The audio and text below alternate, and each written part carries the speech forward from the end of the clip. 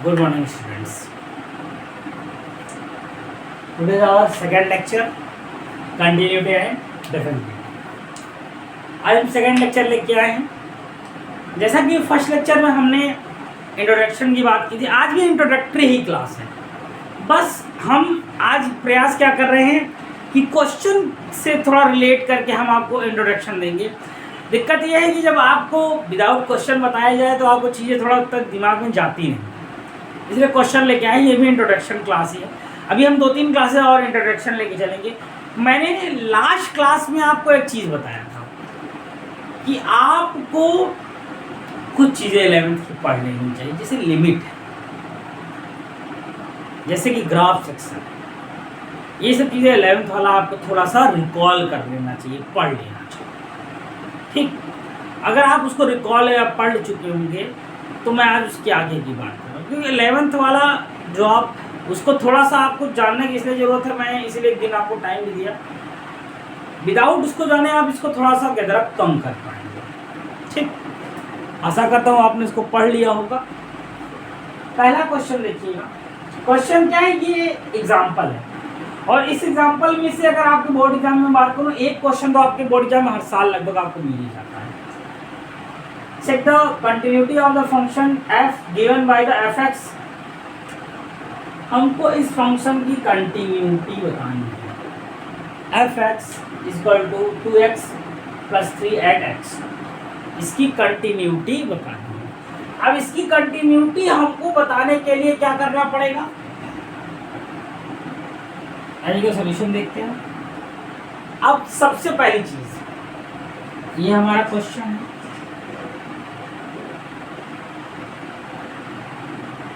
एक बार आप पहली बात इसको x इक्वल टू 1 पे पहली बात इसको क्या करिए,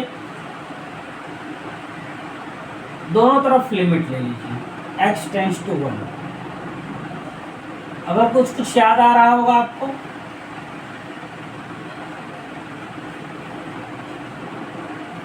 तो वहां पे ध्यान दीजिएगा। यहाँ पे जब लिमिट हमने ले लिया है, जब लिमिट हम लगा देंगे तो यहाँ पे ये इस टाइप से हो जाएगा, 2 1 2, 2 + 3 5 हो गया। ये हो गया। अब इसी तरीके से एक चीज और कर लीजिएगा, f1 देखिए यहाँ 2 + 3 5। अगर आप ध्यान दीजिए f1 पे, और लिमिट जब हमने x टेंड्स टू 1 लिया, तब लिमिट आपको याद होगा 11th का, तो वहां से इतना करने पे, वहां से जब हमने इतना कर दिया तो हमको दोनों की वैल्यू इक्वल मिल जा रही है। हमको दोनों की वैल्यू इक्वल मिल जा रही है। जब यहां हमको दोनों की वैल्यू इक्वल मिल गई, ये देखिएगा वैल्यू मुझको क्या मिल गई, equal, then this function is continuous. This function is continuous for x equal to 1। This function is continuous for x equal to 1। यहां हमको लिखना पड़ेगा the given function fx, given function fx 2x + 3 is continuous at x equal to 1। ठीक, क्यों continuous, क्योंकि दोनों ही कंडीशनों में हमको इसने क्या दे दिया, 1 1 5 5 वैल्यू हमको मिल रही है। तो हम कह सकते हैं दिस फंक्शन इज कंटिन्यूअस। ये पहला क्वेश्चन था। आइए दूसरा देखता हूं। दूसरे क्वेश्चन की अगर मैं बात करूं, यहां बोल रहा है, सेम क्वेश्चन है, देखिएगा, बस यहां पे ये क्वेश्चन दे दिया है। अब fx equal to x square, फिर से हम लिमिट लेंगे, फिर से हम क्या करेंगे, लिमिट लेंगे। लिमिट ले लिया, कितने पे बोल रहा है, x इक्वल टू 0, तो x tends to 0, x tends to 0। जब वैल्यू रखेंगे आप तो यहां पे क्या आ जाएगा, 0 आ जाएगा, ये 0 आ गया। और दूसरा फंक्शन क्या था, f0 निकालना था हमको।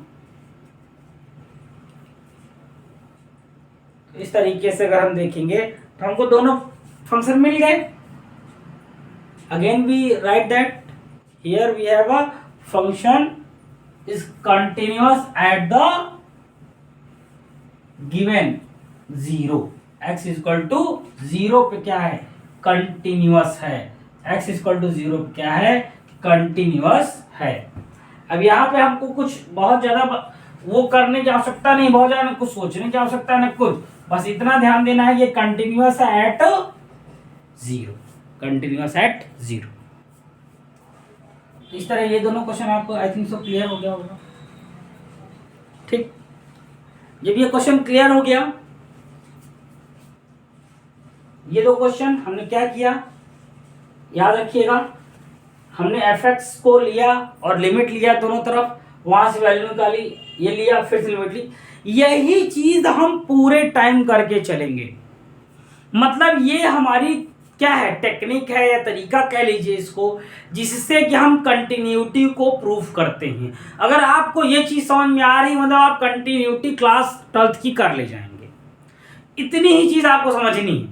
बहुत ज़्यादा कुछ इसमें, बहुत ज़्यादा कुछ हवा दवा नहीं करना, बहुत ज़्यादा हमको आपको बहुत लॉजिक नहीं लगाना है, कुछ नहीं, अगर इतना समझ में आ रहा है तो हो जाएगा।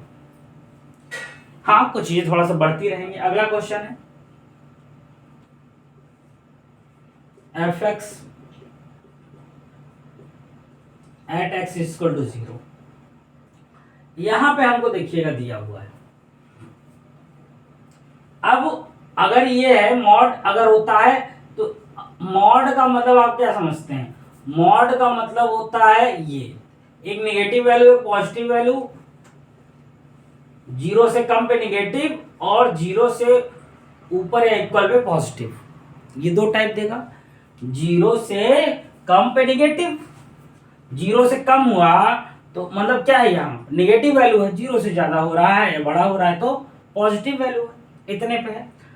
अब यहाँ पे हमको क्या करना पड़ता है, हमको LHL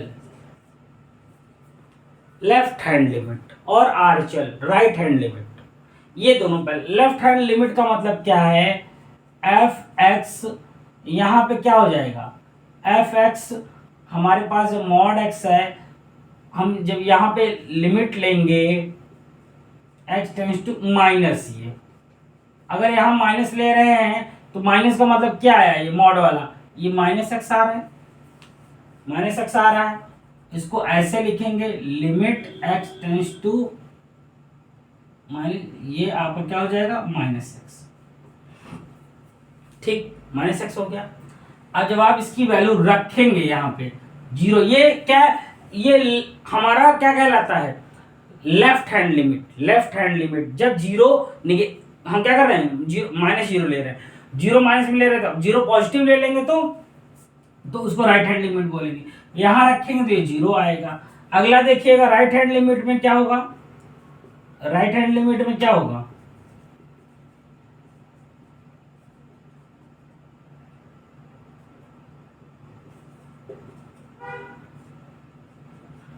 ये हमारा राइट हैंड लिमिट कहलाती है, समझिएगा।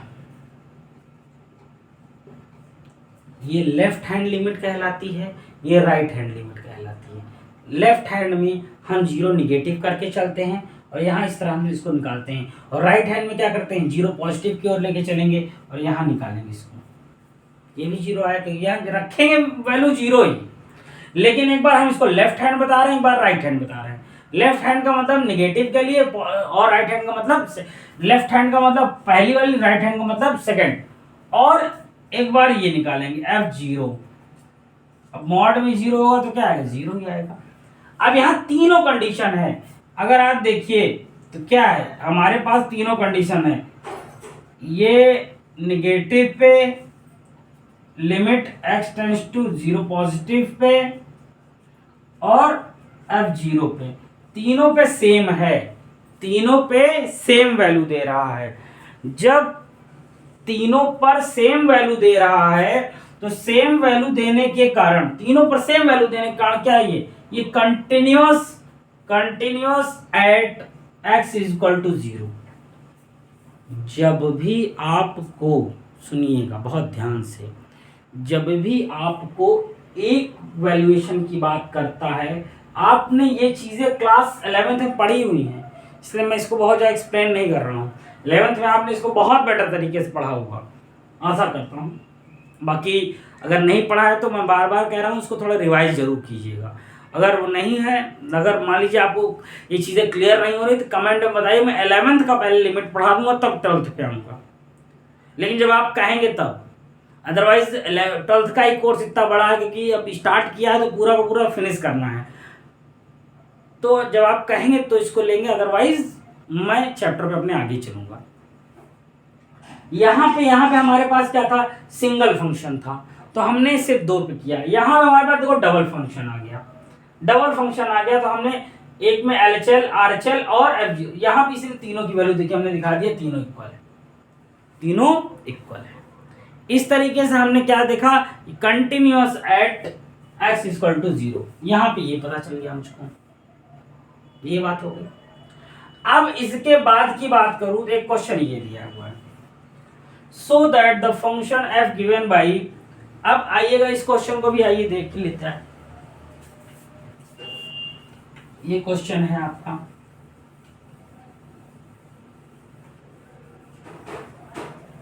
क्वेश्चन क्या कह रहा है आइएगा समझते हैं। f(x) equal to x cube 3 if x not equal to 0, x equal to 0 पी है। तो अगर हम सॉल्यूशन की बात करें, इफ, अब यहां ध्यान करिए x equal to 0, x is equal to 0, x is equal to 0, then function is 1। f is equal to 0 function क्या है, 1 है। और दूसरे वाले में क्या है देखिएगा, f(x) is equal to x cube. अब यहाँ पे क्या है, लिमिट लीजिए दोनों तरफ, x टेंस टू 0, यहाँ भी लिमिट लीजिए x टेंस टू 0। क्यों, हम यहाँ पे देखिए हमारे पास एक दिया है, दूसरे को हम डायरेक्ट लेना पड़ेगा क्योंकि एक सिंगल दिया हुआ है, यहाँ पे सिंगल दिया है, एक की तो वैल्यू है ही नहीं ना हमारे पास, इसमें कुछ है ही नहीं, इसकी तो वैल्यू ही दिया है तो एक ही कर सकते हैं। जब एक की वैल्यू दिया है यहाँ पे तो दूसरे को ही कर सकते हैं। यहाँ जब हम करेंगे तो ये क्या आएगा, देखिए 0 रखेंगे तो ये 3 आया।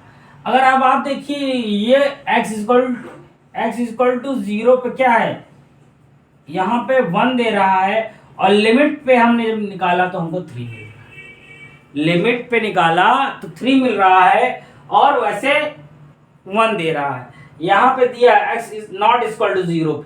अब यहाँ पे अगर मैं इसको प्लस भी करूं, 0 प्लस पे करूं या 0 माइनस पे करूं तब भी यही देगा, 0 प्लस पे करूं या 0 माइनस पे करूं तब भी यही देगा। ये अगर हम LHL RHL भी निकालेंगे तब भी यही देगा मुझको, ठीक। LHL निकाल लेंगे, RHL निकाल लेंगे, और ये तो तीनों कंडीशनों में देखें तो ये भैया एक पे तो 1 आ रहा है, बाकी 2 पे 3 दिख रहा है, बाकी 2 पे 3 दिख रहा है। तो ऐसे केस में जब इक्वल नहीं है इसको हम बोलेंगे डिसकंटिन्यूअस।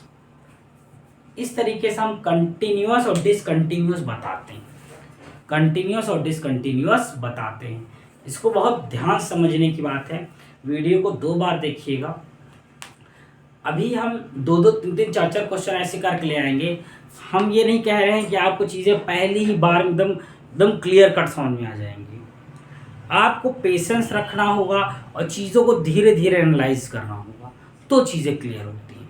आप सोचिए कि बहुत तेज जो चीज़ समझ में आती है उतनी तेज़ आप भूल जाएंगे, ठीक। इस वीडियो को बस 2 बार देखने का प्रयास करिएगा। बाकी अगर आपको इतना समझ में आ जाता है तो कमेंट कर दीजिएगा, नहीं समझ में आता तब भी कमेंट करिएगा, जैसा भी होगा। अगर नहीं आता होगा तो नेक्स्ट क्लास में थोड़ा और बेटर करने का प्रयास करें। Thank you students.